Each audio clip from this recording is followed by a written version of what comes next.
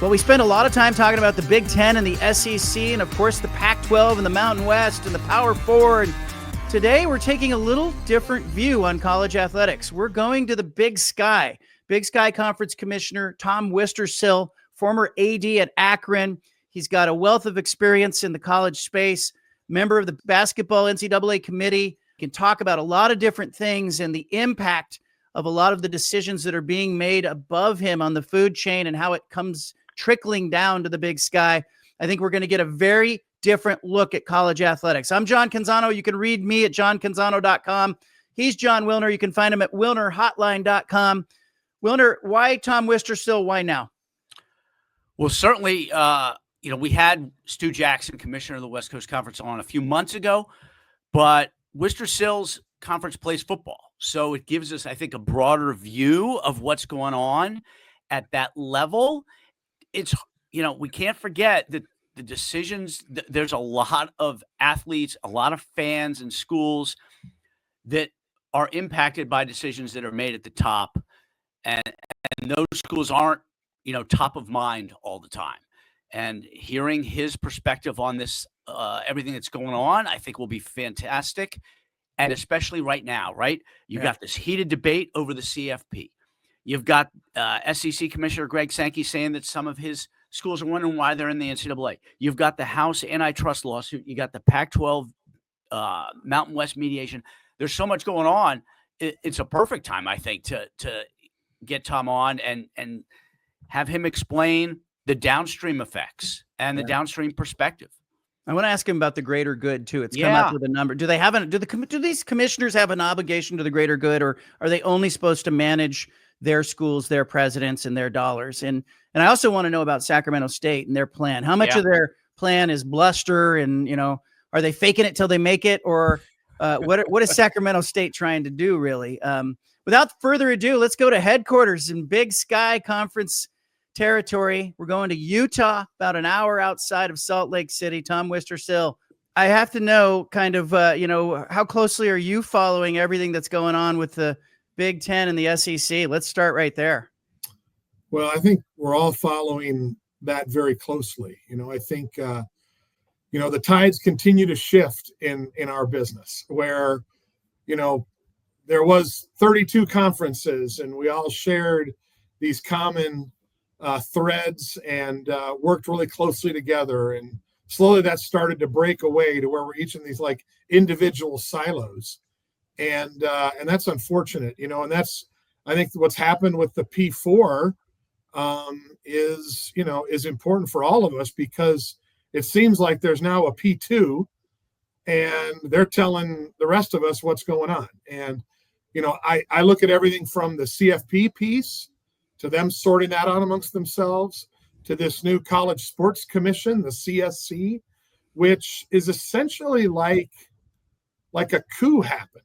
And it's like all of a sudden we were members of the NCAA, and now we're members of the NCAA, and we're going to be members of CSC. And the P4 is determining all the rules, regulations, and costs inside the CSC, and none of us had any say in it at all. It's all of a sudden, okay, here's the rules you're going to follow.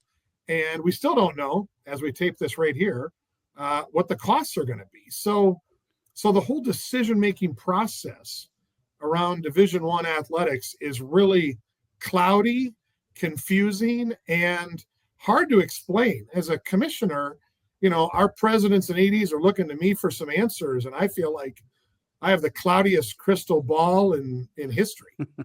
It seems like the NCAA Division I is such a giant tent, right? With these incredibly disparate schools in terms of success on the field and expenses and revenue.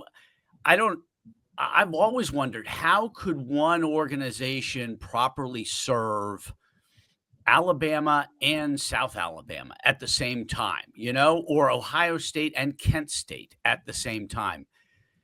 Was this inevitable that we were going to get to this point, or do you feel like it's the result of mistakes that were made in governance and strategy? I think whenever money's a part of this, has it plays such a big part in it, right? that inevitable is the right word, John. And I don't begrudge the people at the top of the food chain. I mean, they got to do what's right for them and continue to grow their business. And those are the types of discussions that we have. When I talk to Greg Sankey or Tony Petiti, it's like, hey, what are the common things we have together, right? We represent institutions of higher education, and we have a wonderful basketball tournament. Beyond that, there's not a lot of similarities in what we do. Now, so the challenge there becomes the basketball tournament is so important. It's like this public trust we have, right? Yep. Of what we believe is the most important 3 weeks in sports is the NCAA basketball tournament. So we can't screw that up. But everything else around the jobs we have and the schools we represent, from the biggest to the smallest, is there's no comparison. In fact, let's be honest, right now, there's the P4, and then there's the other 28 conferences. We're much closer to the G6 than the G6 is to the P4. And so that's just math. I mean, and I'm not trying to say anything disparaging to any school out there, but just look at the budgets out there and the difference. I was a G6 AD for 6 years, and my years at Akron were great, but Akron fits right with us in the Big Sky. And so do a lot of those G6 programs. So I think it's inevitable what's going on. The solution is very, very difficult because basketball binds us together, and it's in no one's best interest, whether you're in the Big Ten, the SEC, or the Big Sky. It's in no one's complete best interest to break it up. If we've got a power two that are directing the power four, and then the power four is directing the group of six, there's just this, Game of Thrones going on here. Why go along with that? Why do you have the G6 going along? Why not put a foot in the sand, or the ACC and the Big 12? What keeps them from putting a foot in the sand? 2 words: CFP money. Let's just call it what it is, right? They've done a wonderful job. And by they, I mean, the FBS conferences, of developing, growing, and maximizing the revenue potential around the CFP. They completely own the entity, and the NCAA has nothing to do with it. And, it's a little point of contention for those of us in the NCAA that the NCAA actually does a lot of work for the CFP programs and pays money to the schools for their scholarships given to FBS student athletes. And yet the CFP gives no money to the NCAA for those. So again, I don't blame them because the money is so great within the CFP. But as long as that exists as a separate entity, which I think will be forever, then it's going to live like it is right now. When you hear Greg Sankey say that he's got people in his room that are asking, why are we even part of the NCAA? Do you just kind of shrug? Is it a source of concern that there's going to be a rupture at that magnitude coming soon? It doesn't surprise me because he's told me that before to my face when we've had conversations about the future of college athletics. Greg has a very difficult job because he's trying to balance out all of those entities. And they absolutely could go do their own thing tomorrow if they wanted to. I don't believe that's in their best interest. And the biggest reason is the legal responsibility that would follow them exclusively. Now, we might say in the Big Sky, hey, that's great, because now take that house settlement with you, because you're already taking money for us that's going to Zion Williamson and Joe Burrow. That Weber State's cash right now is going to them, right? So if you take all that away, that's great, but that's not in I don't believe that's in the SEC's best interest, because they want to stay in the NCAA. They love the NCAA championship structure. I think that's great for college athletics in every sport, even if it's only really monetized in men's basketball. So it doesn't surprise me when Greg says that publicly or privately. I'm sure that's the truth. And so he has to balance out with his membership, just like we all do. What's the value proposition in the direction we're going? If you look out 5 to 10 years from now and try to project where college athletics is at, how do you best position your entity. And I think that's what's happening in the CFP room. Right now it seems Tony and Greg can't agree on exactly how they want the CFP structure to go. Who knows what the other two are thinking? They probably have their own thoughts as well, but there's trickle down to that to our entire commissioners group. And so that's why we pay attention to it. That's why we talk about it, while we're also focusing on what's most important to us right now. I've thought a lot about the greater good, and it came up recently as, you have two commissioners kind of releasing these statements saying that, hey, we went along with the seating, wasn't best or in our best interest, but it was for the greater good. There's been some pushback. What is the obligation of a commissioner to the greater good in your mind? I think we all hold that as a very important piece of what we do. Your job is to leave a place better than you found it. You have to be responsible to your conference, to your board of directors, presidents, ADs. You have to be responsible for that. We also have, as I said, this incredible public trust that is college athletics. None of us own any of this, right? So we are just keepers of a position, and we are responsible for the future of college football and college basketball. We are responsible for that. And I think everybody takes that seriously. Some have more power than others to determine that future. And that's where I think, Tony and Greg have an important responsibility there. I've heard Greg talk about it before, and I think that's great. He should talk about it. I've thought a lot about, what 10 years from now, what does college athletics look like? And I remember being a 12-year-old kid going with my dad was a high school coach in Iowa, and he took me to an Iowa State football game, and they played Nebraska. And I think they lost like 180-3 or something like that. I'm making the score up, obviously, but it didn't go well for the Cyclones that day. But I remember just being caught up in the pageantry, the excitement, and the camaraderie and love that I felt there as a 12-year-old kid with all these people that were bound together wearing Iowa State Cyclones stuff. And knowing they were playing Nebraska and going to lose. But they loved being there together. And I think that's what set me down a path of still being in college athletics is that day. But that's the responsibility we all hold. And we have to be able to give of ourselves and our conference for the good of the whole and the future of college athletics. What do you think it does look like in 10 years? What's your best guess, especially at the football level? Yeah, so you're asking me to dive into that really cloudy crystal ball, John. Yeah. Yeah, thanks a lot. That's why that's what you get paid for. Yeah, exactly. My best guess is this. Undoubtedly, the P4 or some measure of that group is going to have to find a way to collectively bargain with their student athletes. I don't see any solution other than that. Now, there's a ton of layers behind that, right? Are they just paying football and basketball?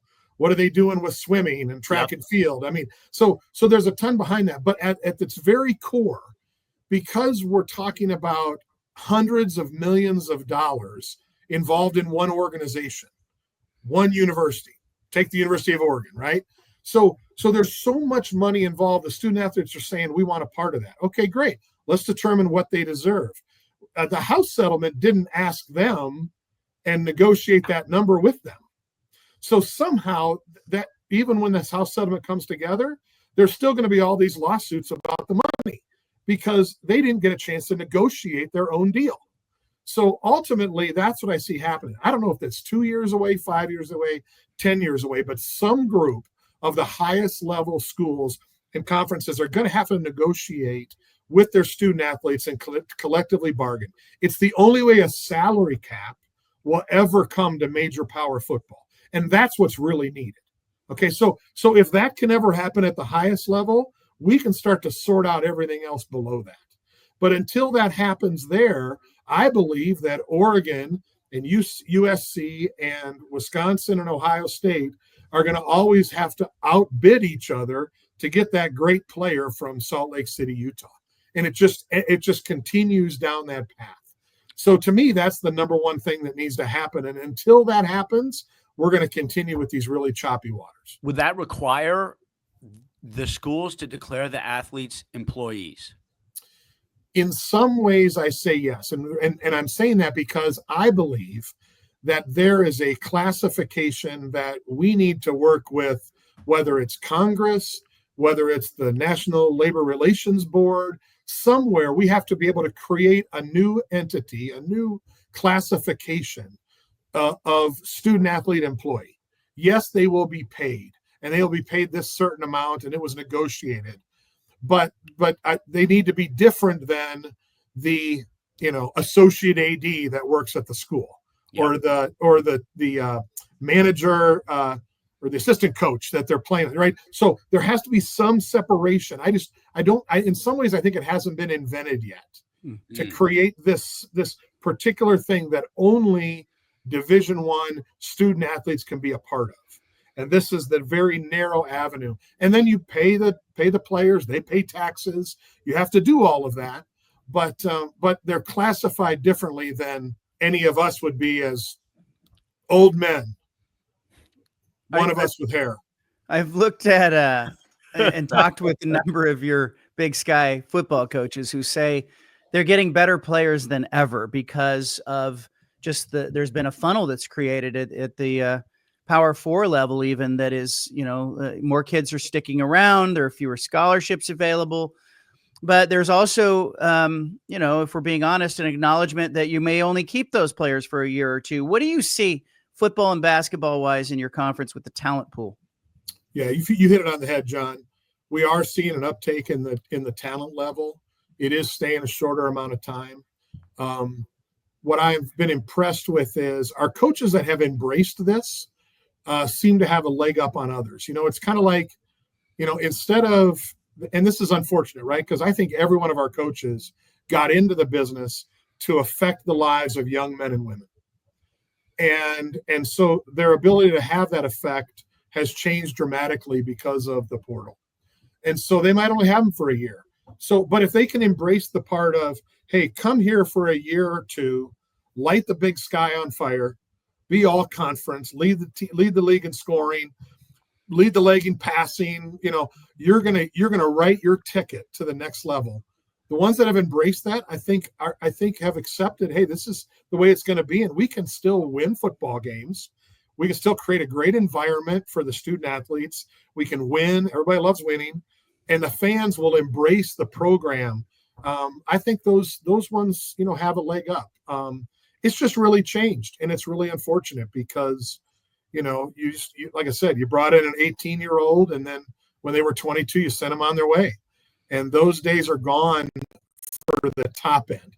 For the middle level player or the career backup, that still exists, and they can come to a school, a Portland State, a Northern Arizona, Northern Colorado, Montana, pick it. They can come there and have a wonderful career, get an education, and then go pro in something other than their sport. But unfortunately, that's changed. And the positive part you hit on, John, was some of the level of student athlete that's coming into our conference are levels we haven't seen before. So can we dive into the state of the Big Sky here and how what is going on between the Pac-12 and the Mountain West might impact you guys, how the House settlement might impact? I guess let me start with this. I assume you have got a strategic plan for the Big Sky, but how many do you have based on what happens with the House lawsuit? Like, what is going to be the key for the Big Sky going forward, depending on what Judge Claudia Wilken does? Yeah, we've spent a lot of time as a conference, and I think we all could agree that we thought this was going to be done already by now. Yeah. So it's frustrating as an administrator to sit here on, in the beginning of June, knowing that all of this is supposed to be effective July 1st. And we have just a snippet of the details of what this is going to look like. As I mentioned before, this Collegiate Sports Commission that the P4 has created is pulling us into all this NIL stuff that we didn't plan on being a part of, but we have to be a part of.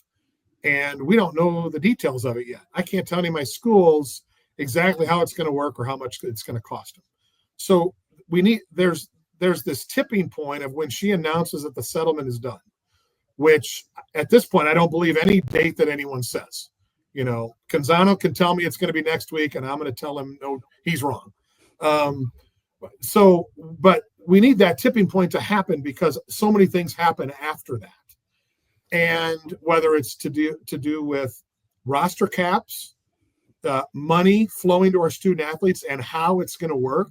We have some schools that are opting into the settlement, some are not. So we have kind of these different set of rules that are happening this next year within the Big Sky. And that's a little bit unsettling, but we'll figure that out over time. So much of this is contingent upon that, number one. The second part you brought up, we're watching very closely what's going on with this mediation between the Pac-12 and the Mountain West. It's over 2 weeks now. One of the attorneys I talked to yesterday said it's highly unusual to have it last this long. So why is it lasting this long? Obviously, it's got to be about money, right? And the implications of the decisions must be so dramatic one way or the other that I get the feeling like today they're just sitting staring at each other. like no, we're here and you're there and we're not budging. So because a lot happens after that, depending upon what the outcome could be. And both of you have talked and covered it well. And so we're watching closely because that does have impact on the Big Sky. If the Mountain West it loses a bunch of members, and they got to decide: do they want to survive? And if they want to survive, then they could come call into some Big Sky schools, and that could have dramatic impact on us. So we're watching it closely. And I'm not talking to Teresa or Gloria on a daily basis and getting an update. And but watching the wire very closely on that. How does that impact you in the moves you have to make? Do you then turn and start going, well, I'm going to have on standby a handful of schools, or how closely in contact are you with maybe the Montana schools that would be obvious targets? How do you sort of handle that strategy part? So we're talking about it all the time. We had our meetings last week in Portland, and had all our ADs and presidents and their senior ones, administrators, faculty reps. So it was a topic of conversation throughout those entire meetings. We do have plans together. It's kind of a decision-making tree, right? If this happens, then we look at these three options. If this happens, it's these two options. So we've talked through all of those. The other thing that's playing out, as you know, in our conference is Sac State they have the waiver in front of the FBS Oversight Committee to go FBS independent. That could also have membership implications on us. So we're playing out all those scenarios, having those discussions. We've got I think a good plan together right now. If one of the 8 things that we think could happen, if 9 and 10 happen, then we're going to have to adjust. But there's just a lot of moving pieces, a lot of parts right now that are all coming to a head at the same time. And I say it frequently amongst our staff in our conference. We're going to worry about what we can control and not going to worry about the stuff that happens above us, around us, that we're just going to get the news when you guys get the news as well. Tom, I would think most folks would think, oh, if the Mountain West comes calling for one of your schools, that's a no-brainer. Everybody always moves up if you get the chance. But what is the case to remain at the FCS level in this new era? What are the advantages to being in the Big Sky as opposed to Mountain West, Pac-12, American, with revenue sharing and with everything else that's going on? So money is obviously a driving factor in a lot of these decisions, right, John? I mean, no surprise to anybody. The first thing you have to do if you get invited to an FBS conference and you accept it is you got to pay $5 million to the NCAA. So if you're going to write a check for $5 million and you're one of our institutions, that's not done lightly. Our schools don't just have that sitting around. And so, that's when you bring in the state legislatures, the state's boards of education, all of that to make that type of a decision. There are some real positives to moving up. As I said, I spent 6 years in the G6. So there's some great things about being a part of a national television package that gives you more exposure than the 4 games we have in the Big Sky for your football program. There's names that you get to play at home that you've never had play before. Let's take like Wyoming. If one of the Montana schools was looking at it, wow, to get Wyoming to come play in Bozeman or Missoula, that'd be a great deal, right? So there's those things. There's things from a basketball perspective on national TV. So there's some real positives. The downside from the expense beyond the $5 million is you're going to fund more scholarships. So you immediately went from 63 to 85 scholarships in football. You lose the ability from our league to host playoff games. And our schools love to host FCS playoff games. Those are the biggest things that happen in our cities pretty much all year. If you host a home playoff game, that is such a big deal. And our schools are used to doing that. So if you go from playing meaningful football in December to hoping you can play a bowl game in Montgomery, Alabama, or El Paso, Texas, and finish 6-6, most of our schools that would be looked at that are used to winning 9 to 11 games every year, their fans are not going to be real excited about going 6-6 and then traveling to El Paso. So what we can tell our schools, and we talk about this all the time, is if you're with us in the Big Sky, you can continue to be nationally relevant, play for national championships. We've got the best national TV package of any FCS conference. You're going to be relevant and play for trophies. I can't promise you that if you go FBS. There will be more money, but your expenses are going up dramatically. Just make sure you have your eyes wide open to the pros and cons of both. And that's what we talk about as a league, and I've talked about it with our presidents extensively.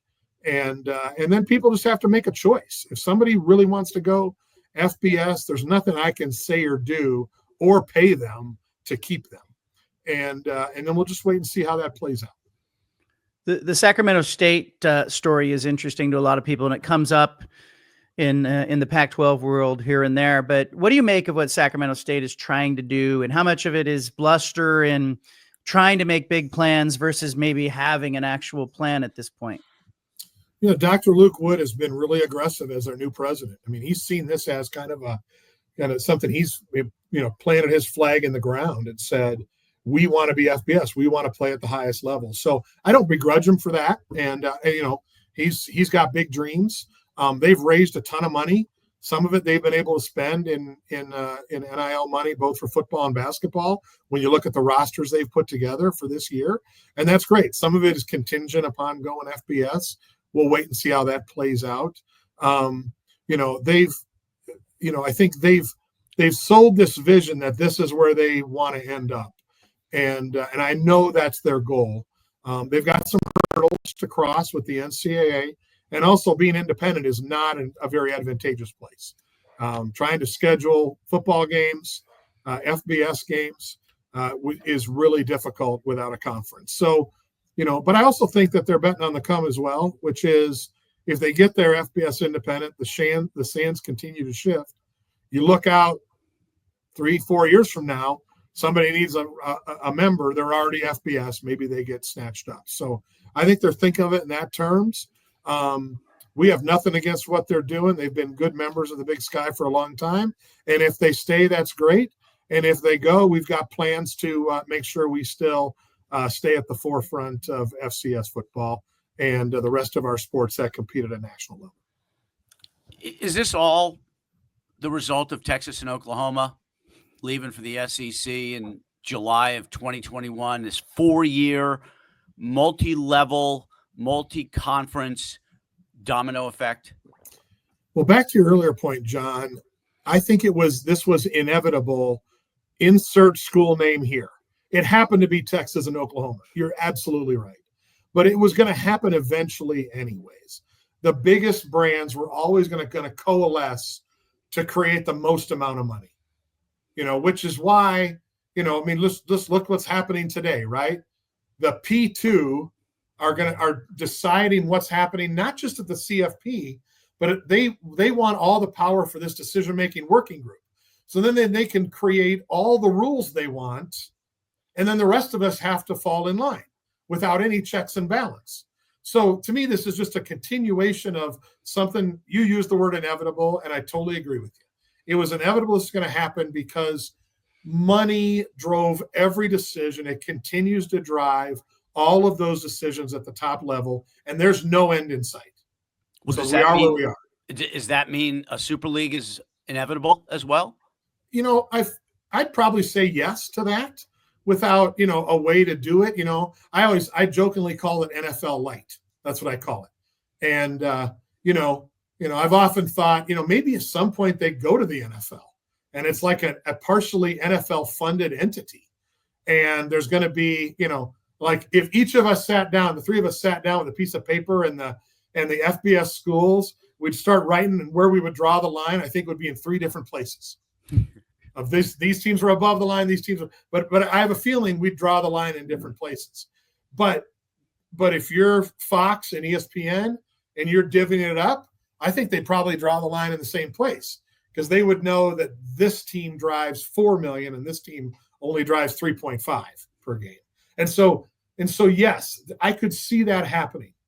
The big leap in that, the roadblock that this discussion comes to a crashing halt, is university presidents don't look at college athletics the way we look at it. They look at it as another part of their educational institution that is already vastly different than most of it. But they're still students, and they're still going to class, and they're still supposed to graduate. And then back to this public trust of, how do we ensure that we still maintain this level of amateurism? And I say that with a little bit of a chuckle at the top, but nonetheless, to get the president's arms around, we're going to take this group of campus and make it so completely different. We're just going to pay them and they're going to operate like a professional team, is just very against everything I believe college presidents think about.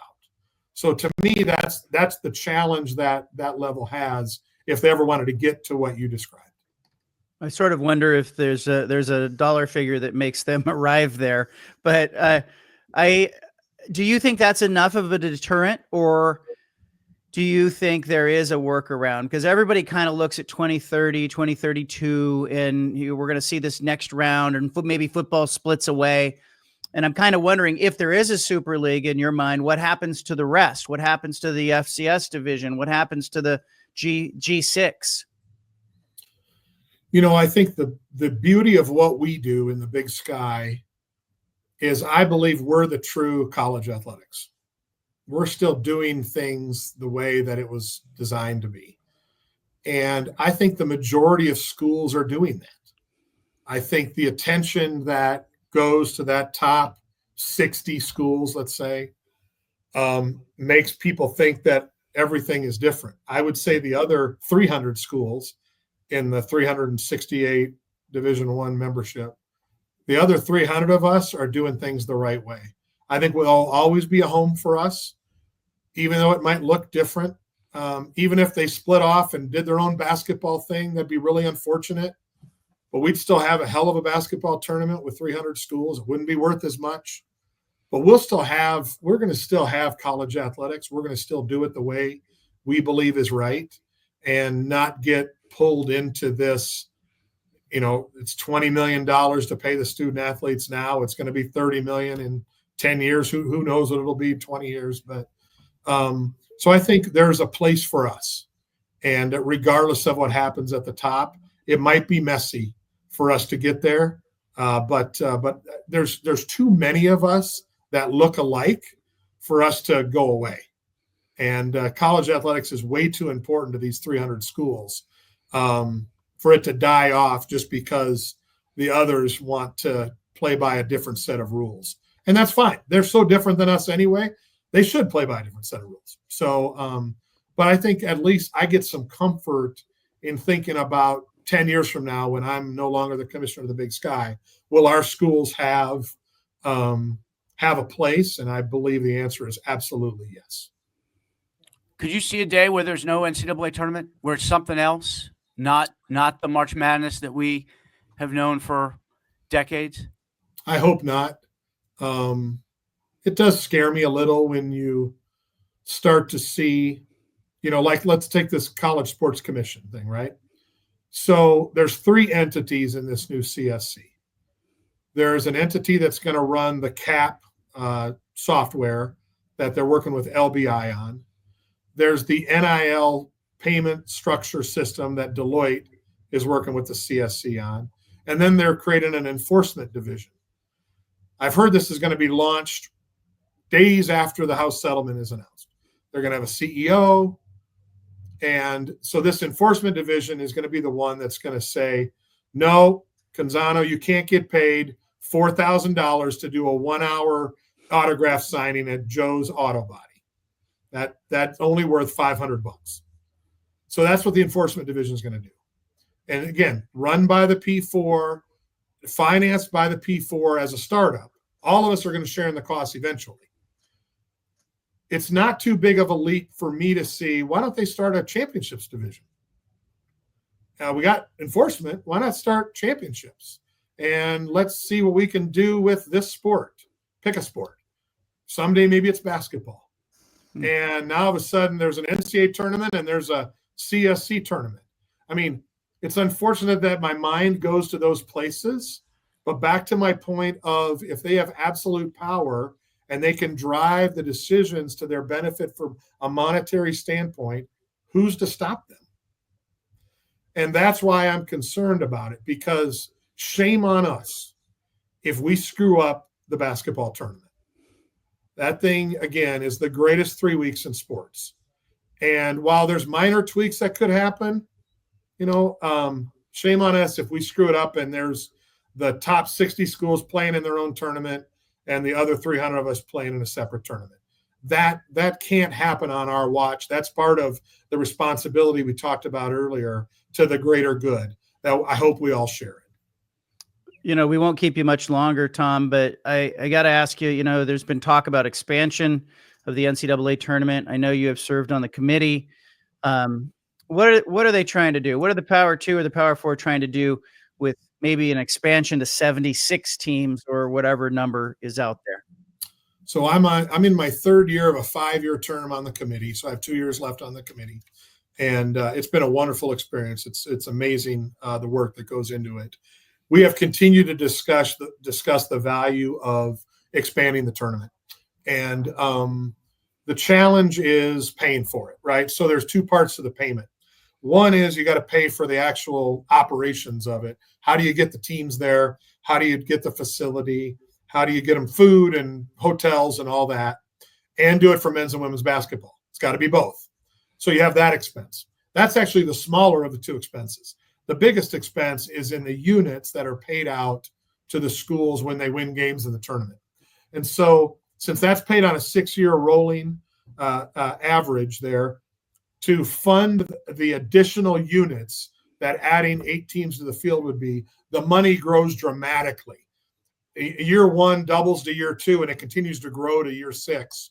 So coming up with enough money, whether it's from CBS and Warner Brothers, or it's from some sponsorship categories or whatever, coming up with enough money to pay for all of that, I think has been very difficult.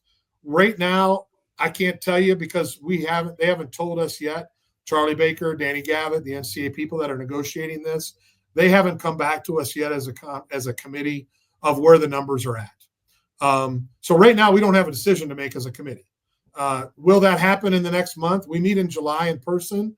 Hopefully by then we have some indication so that we can either discuss it and make a decision, or we can say, no, we're not expanding and then stop talking about it. So that's where it's at. We'll wait and see if there's enough value in those things for them to pay for it.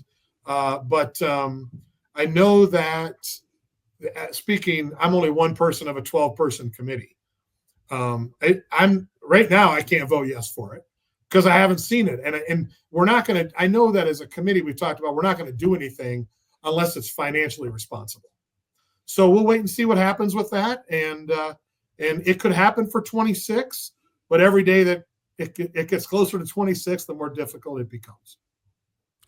Tom, before we let you go, we ask all our guests if they could share a piece of personal or professional advice that you've carried for many years that has really helped you along the way.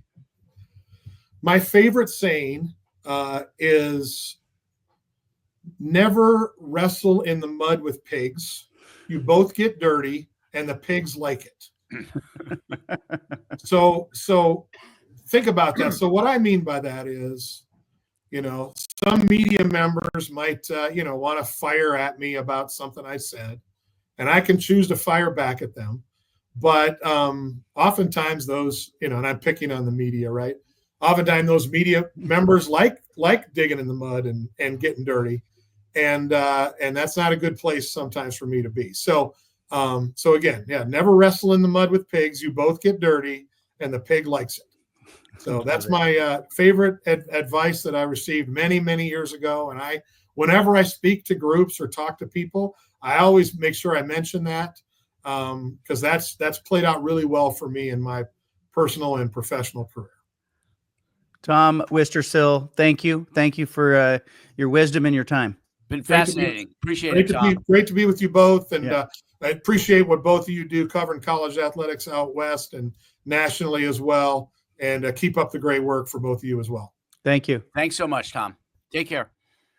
Jon Wilner, let's unpack that. I mean, I thought he was candid, authentic. I think he speaks for you think about it. Like, I think there's probably some viewers who are not aware that, like, the haves it's a very small group of haves when you consider the totality of Division I athletics. And so I think it's great to get some, a check-in with the masses on this.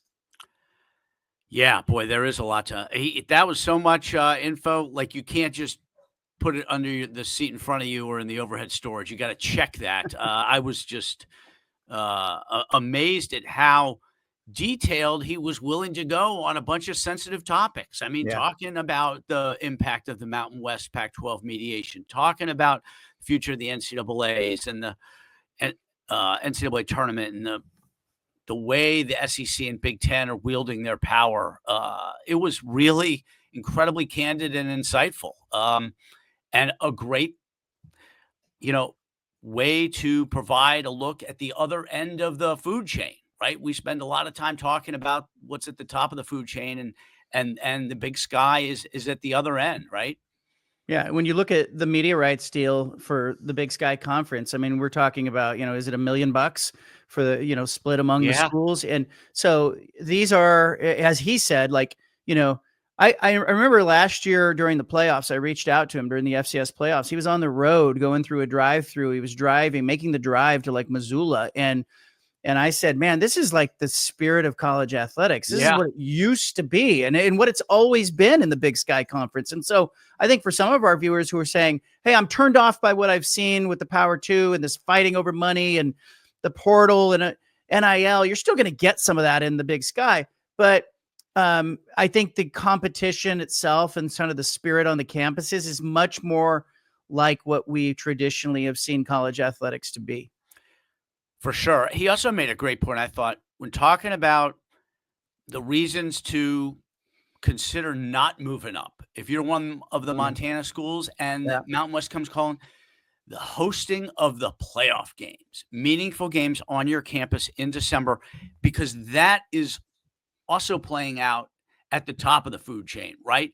The ability to host a CFP game before Christmas has a massive impact on your campus and your community, and is very valued. And it's the same way at the FCS level, right? Winning, competing for trophies matters a lot, and everybody loses sight of that sometimes because of the constant chase for cash. Yeah, and the trickle down from the Pac-12 Mountain West deal. I mean, just a lot to unpack there. We'll dive more into that on future episodes. If you're watching on YouTube, make sure you subscribe. If you're listening to the audio podcast, make sure you hit that subscribe button as well. And feel free to share this video cast and podcast with your friends and family. You can read me at johncanzano.com as always. And Jon Wilner, you can find him at wilnerhotline.com. We're back next week with an all new episode. Thanks so much, everyone.